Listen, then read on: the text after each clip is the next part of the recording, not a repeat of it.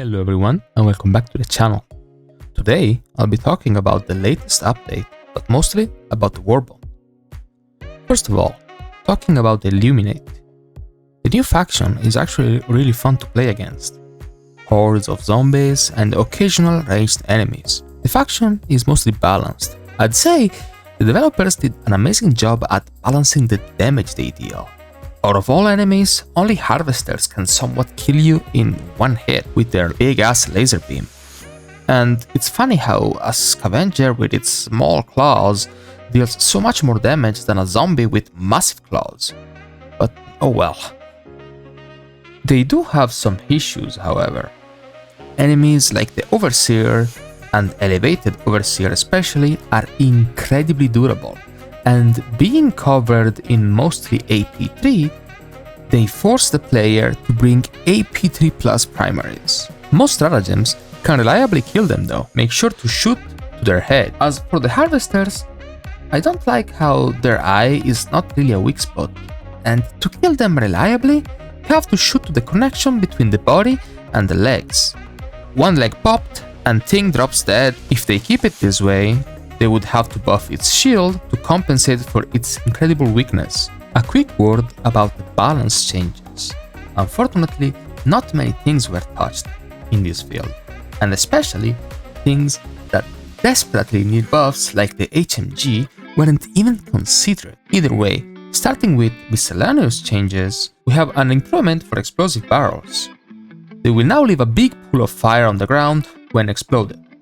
However, this only affects the red barrels. The explosive barrels found in the urban environment will explode like normal without leaving fire on the ground. Helldivers are now thankfully made a bit more resistant to catching on fire, and it should feel like we are not constantly covered in gasoline from head to toe. Now, when ragdolling, you will extinguish flames much faster. And after recovering from the ragdoll, you will be laying down prone. Standing up was so fucking stupid. Sentries now take longer to catch on fire and will burn for much less. This is a good change, but unfortunately not enough for the flamethrower sentry. You will know what I mean really soon. Moving on to armors, Peak Physique gets a massive buff to its melee attack bonus, significantly improving the damage dealt by the new stun buttons and the bayonet on the Constitution. Now on to primaries, secondaries and grenades. The Breaker Spray and Pray gets an insignificant ergonomics buff, unfortunate because this weapon needs improvements in other fields. The Loyalist Plasma Pistol gains 1 extra mag in its total mag capacity, and unfortunately this weapon has also been shadow nerfed in one of the previous updates, making it much weaker in terms of damage. If you've watched my video on the previous warbond, you will understand. The Bushwhacker's shotgun got a 0.5 seconds quicker reload, which is welcome, though this weapon was already pretty well balanced. Please, Arrowhead, focus on guns that actually need changes. The Gas Grenade Demolition Force got increased to 30. This now allows the Gas Grenade to close bug holes. It won't destroy fabricators or illuminate spawners though. The Incendiary Grenade gets a small buff of duration on its fire. Now onto stratagems. This is my absolute favorite change. The Airburst Rocket Launcher got a new firing mode called Cluster Munitions, which completely disables the proximity fuse, allowing the operator to be much more aggressive even when having enemies a bit too close. The only downside of this firing mode is the very limited range. The rocket, in fact, will automatically explode after about 40 to 50 meters, making long-range shooting not a viable strat for this firing mode. Still, the standard mode can still be used for that purpose.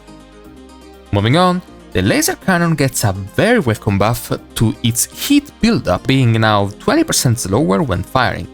This will now allow you to kill a Bile Titan with almost a full ICE. You also get an extra ICE, which is of course welcome. The jump pack got an improvement which now allows you to stim and aim while airborne, although it appears that the devs messed something up, as you will always crash land if you're pressing your key to move forward while landing. The exosuits got mostly an improvement to their durability, which is of course noticeable, though I really don't understand why they nerfed their arms armor, and hell, we don't even have anything to repair them yet. Why this useless change to the arms? We'll have to see how this plays out. Now on to boosters. Flexible reinforcements budget now provides way more charges, which is welcome despite the occasional usage of this booster. Expert Extraction Pilot Booster now makes the pilot land much faster. This will be incredibly useful if you want to get the achievement to extract quickly out of a Blitz mission. Muscle Enhancement gets a great buff, making it even better than it already was. Motivational Shocks also gains a nice fat buff, though in my opinion still not worth picking over Muscle Enhancement. Now on to enemies. Rocket Striders got a nice rework to their rocket firing system, giving a better telegraph attack when they are about to fire, and the rockets should disappear into nothingness way less now. And of course, a bunch of nice fixes, though the matchmaking and game stability are suffering in this update, with plenty of disconnections, crashes, and huge FPS drops. Please, Arrowhead, focus on optimization. Now on to the warbond. The warbond brings us a new armor passive, a new secondary melee weapon, a new booster, a new paint job, and 3 new stratagems. The armor passive is actually quite nice, providing 30% faster reload speed for primary weapons and 20% total ammo capacity for both primary and secondary weapons. And trust me, it does work.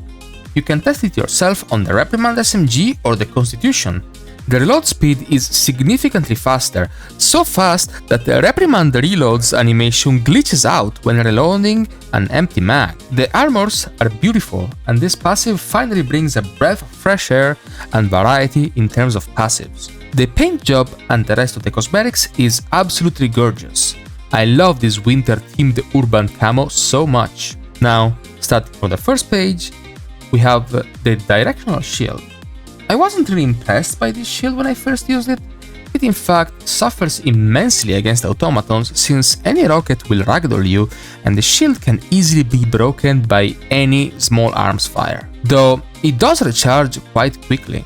Even though I don't like the shield much, I've seen plenty of people run it with the stun button, and I have to say it looks real fun. And if Arrowhead finally stops making us die in 2 hits by scavengers, Heavy Armor's melee builds might finally become viable for tanking enemy fire. Moving on, we have the stun button, which I can't really say much about. I don't really like using melee weapons in most games, though from what I've seen it does stagger even the biggest enemies, though its damage is kinda low. In the second page, we have the Flamethrower Sentry, which unfortunately is probably the worst stratagem ever introduced in this game. This sentry has just too many flaws to work. It will simply destroy itself every single time due to how the fire bounces off of enemies and against itself. But if that wasn't enough, its fires also spreads in some weird way. Look carefully in this clip. The moment the sentry starts to shoot, some fire spreads out of nowhere at our feet even though the sentry was not firing there, setting our emplacements on fire and even destroying one of them. This stratagem is definitely the worst part of this warbond.